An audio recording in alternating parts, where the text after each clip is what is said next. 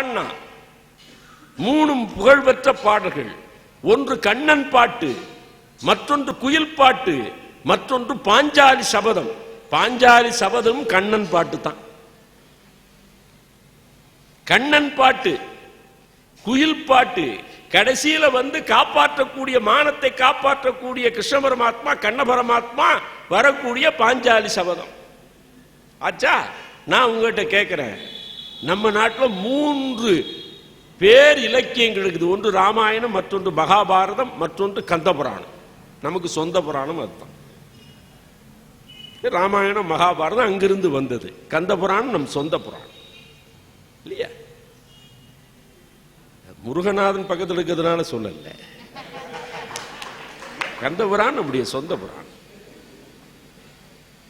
ஏன்னா கந்தபுராணம் நான் சொந்த புராணம் என்று சொல்வதற்கு என்ன காரணம்னா, பாரதியினுடைய பாட்டில் அது அவ்வளவு நுட்பமாக வெளிப்படுகிறது.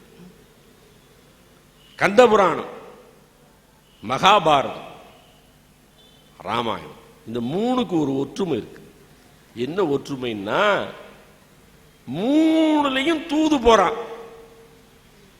கந்தபுராணத்தில் வீரபாகு தூது போனான் சூரபத்மனிடத்தில், கண்ண பரமாத்மா தூது போனான் துரியோதனாதிகளிடத்திலே, கௌரவர்களிடத்திலே தூது போனான், அனுமன் தூது போனான் ராவணனிடத்திலே. 3 பேரும் தூது போனானா இல்லையா? அதுல கண்ணன் பாட்டு, பாஞ்சாலி சபதம், குயில் பாட்டு ஏன் பாடுறாங்கிறத நான் சொல்ல வந்தேன். ஏன் இதை பாடுறான்னா வேற ஒண்ணு இல்ல, பெண்ணை விடுதலை செய்ய வேண்டும் என்று அனுமன் தூது போனான். விண்ணிலே இருக்கிற தேவர்களை விடுதலை செய்ய வேண்டும் என்று, விண்ணை விடுதலை செய்ய வேண்டும் என்று வீரபாகு போனான். மண்ணை விடுதலை செய்ய வேண்டும் என்று கண்ண பரமாத்மா போனான்ங்கிறதுனாலதான் கண்ணன் பாட்டு பாடுகிறான். கருப்பு நிறம் பொருந்திய குயில் பாட்டு பாடுகிறான். அங்கேயும் கருப்பு தான். அந்த கண்ண பரமாத்மா மானத்தை காக்கக்கூடியதுன்னு பாஞ்சாலி சபதம் பாடு. அப்ப அவன் பாட்டுல இந்த அழகு தெரிகிறது மட்டும் இல்ல, ரொம்ப ஆழமாக நுட்பமாக நமக்கு தெரிகிறது. ஏன்னா அவனை மாதிரி இவ்வளவு கூர்மையா பாடுறவன் இல்ல. நந்தனை போல் ஒரு பார்ப்பான் நானிலம் மீது உண்டோங்கிறான். டே யாரா பிராமண, நந்தனை போல ஒரு பார்ப்பேன். 24 மணி நேரம் அவனை சேர்வேன், சிவபெருமான தரிசிக்காமல் என் வாழ்நாள் வீழ்நாளாக ஆகும் சொல்லி சொன்னானே, அவனை போல அந்தன வேற யார் இருக்காண்டான்னா இல்லையா? அப்ப நாம் பார்க்க வேண்டும். அதே பாரதி சொன்னா, இது நான் பல வகையான புராணங்களை பார்த்திருக்கிறேன், எந்த புராணத்திலையும் இந்த செய்தி இல்லை. பாரதிக்கு எங்க கிடைச்சதுன்னு சொல்ல முடியாது, ஆனால் அவனே உண்டாக்கியது. பாடினார்கள் அந்த பாட்டும். பல்லினை காட்டி வெண் முத்தை பழித்திடும் வள்ளியை, யார்? முருகன் மீது பாட்டு. பல்லினை காட்டி வெண் முத்தை பழித்திடும் வள்ளியை ஒரு பார்ப்பன கோலம் தரித்து கரம் தொட்ட வேலவா. வள்ளிய அவன் என்ன வேஷம் போட்டு போனா, பிராமண வேஷம் போட்டுட்டு அவன் கரம் தொட்டானா. பல்லினை காட்டி வெண் முத்தை பழித்திடும் வள்ளியை ஒரு பார்ப்பன கோலம் தரித்து கரம் தொட்ட வேலவான் பாரதி பாடுறான்னு சொல்லி சொன்னா என்ன பொருள்? என்ன பொருள் என்பதை எண்ணி பார்க்கணும். என்ன பொருள்னா, குருக்கள் முருகப்பெருமான தேர் சப்பரத்தில் வச்சு ஓட்டிட்டு வர்றான். நம்ம இன்றைக்கு கவிஞர்கள் பார்க்கிறார்கள், 4 நாள் 5 நாள் திருவிழா நடக்குது. திருவிழாவுக்கு இப்ப இந்த குறவர்கள்லாம் லைட்டு பிடிச்சிட்டு வர்றானா, வரிசையா 2 பக்கம் குறவர்கள் வருகிறார். 5-6 நாள் கடைசி நாள் அன்னைக்கு, திருவிழா அன்னைக்கு 5-6 நாள் நைட்டு பூரா லைட்டை பிடிச்சி முழிச்சுக்கிட்டே வந்த ஒருத்தன் தூக்க கலக்கத்துல தேர் சப்பரத்துல உட்கார்ந்து பூஜை பண்ணிக்கிட்டு இருக்கக்கூடிய குருக்கள் உடம்புல இந்த குறவன் உடம்பு கொஞ்சம் பட்டுருச்சு. உடனே அவர் என்ன பண்ணாரு, அபச்சாரம் சொல்லி, டே அவன் தூக்கத்துல வந்து சாஞ்சிட்டான்.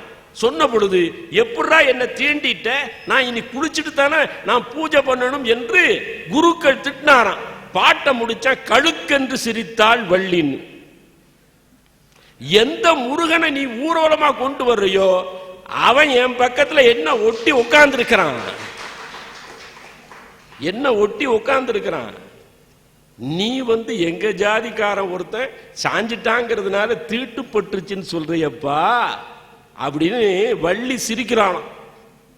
வள்ளி சிரிக்கிறாளாம், தீட்டுப்பட்டுருச்சுன்னு. நீ வணங்கக்கூடிய முருகனே அந்த தீட்டு பார்க்கலையே. குலம் நினையல் நம்பி கொழுந்தார் முருகன் நலம் நுகர்ந்தான் வள்ளியை என்று சிந்தாமணி பாடுகிறது. இவருக்கு முன்னாடியே பாடுறான். பார்ப்பன கோலம் தரித்து கரம் தொட்ட வேலவான்னா நீ ஏன் அந்த தீண்டாமைய பார்க்கிற? அவனே என்னை தீண்டிக் கொண்டிருக்கிறான் முருகப்பெருமான், நீ ஏன் தீண்டாமையை பார்க்கிறாய் என்று சொல்லக்கூடிய வண்ணத்துல அந்த வேறுபாடுகளை தூக்கி உச்சத்துல போட்டு அடிக்கிறானே, அவனே தான் கடைசியில பாஞ்சாலி சபதத்தில் ரொம்ப அற்புதமாக சொன்னார். இனி இந்த பேச்சை நிறைவு செய்யலாம். மிக முக்கியமான இடம் பாஞ்சாலி சபதத்தை நீங்க பார்த்தீங்கன்னு சொல்லி சொன்னா, அவர்கள் பகடை உருட்டி ஆடுகிறார், எல்லாம் வச்சு விளையாடுறான். இப்ப கூட 2 நாளைக்கு முன்னாடி பேப்பர்ல பாத்தீங்கன்னா லாகூருக்கு பக்கத்துல 2 பேர் சூதாடினதுல மனைவியை வச்சு சூதாடி இருக்கு. இது பாரதம்ங்கிறது உண்மைதானே? 2 நாளைக்கு முன்னாடி பேப்பர் டைம்ஸ் ஆஃப் இந்தியாவில் பார்த்தேன். லாகூருக்கு பக்கத்துல 2 பேர் சீட்டு சூதாட்டத்தில் மனைவி வச்சு ஆடி இருக்கு. அப்போ ஒரு தர்மகாரியமா பண்ணியிருக்க. இது ஏண்டா தர்ம பத்தினின்னு சொன்னான்னு இப்பதான் தெரியுது. தர்மம்லாம் பத்தினியா வச்சு ஆடுவாங்கிற மாதிரி வச்சிருக்கிறான்னு சொல்லி சொன்னா எண்ணிப்பார் இல்ல. அங்க ரொம்ப நுட்பமா பாரதி சொல்லுகிறான், ரொம்ப நல்லா சொன்னார்கள். தேசத்தை எப்படி இவர்கள் ஆங்கிலேயனிடத்தில் ஒப்படைத்தார்கள், அப்படி ரொம்ப அருமையா. ஆயிரங்களான நீதி அவை உணர்ந்த தருமன் தேயம் வைத்திடந்தான் சீச்சி சிறிய செய்கை செய்தான். தேசத்தை வச்சு இழந்தான். அது வரைக்கும் பாரதி பார்த்து கொண்டிருக்கிறான். தேசத்தை வச்சிட்டான்னோட பாரதியால பொறுக்க முடியல. இத்தனை குறுநில மன்னர்கள், சமஸ்தானாதிபதிகள், சுல்தான்கள் எல்லாரும் மண்ணை வச்சு ஆடி மண்ணை வெள்ளக்காரனுக்கு அந்நியனுக்கு கொண்டு போய் கொடுத்துருக்கு. அதைத்தான் பாரதி சொல்றான். தேயம் வைத்திழந்தார் சீச்சி சிறிய செய்கை செய்தான். ஆயிரங்களான நீதி அவை உணர்ந்த தருமன் தேயம் வைத்து இழந்தான் என்று தருமனை திட்டுறான். அது மட்டும் இல்ல, ரொம்ப நுட்பமா பார்த்தோம் சொல்லி சொன்னா அவன் தருமனை மட்டுமா திட்டினான். ஒரு பெண்ணை அவமானப்படுத்துகிறார்கள், துயில் உரிகிறார்கள். எவ்வளவு பெரிய ஆள்லாம் இருந்தான். கண்ண பரமாத்மாவுக்கு என்ன சிறப்பு? அன்பிற்குரியவர்களை நீங்க எண்ணி பாருங்கள். துரோணாச்சாரி, பீஷ்மாச்சாரி, கிருபாச்சாரி, ஐயாம் சாரின்னு இருந்தான். அதனாலதான் அவன் சாரி சாரியா கொடுத்தான்.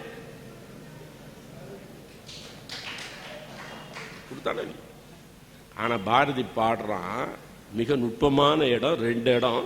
அன்பிற்குரியவர்களே, நாம் அதை சொல்லி நிறைவு செய்யலாம், வேறொன்றும் இல்லை. நான் விட்டு அம்பாட்டு பேசிக்கிட்டே இருப்பேன். அடுத்த பிறந்த நாள் வந்தாலும் வந்துவிடும்.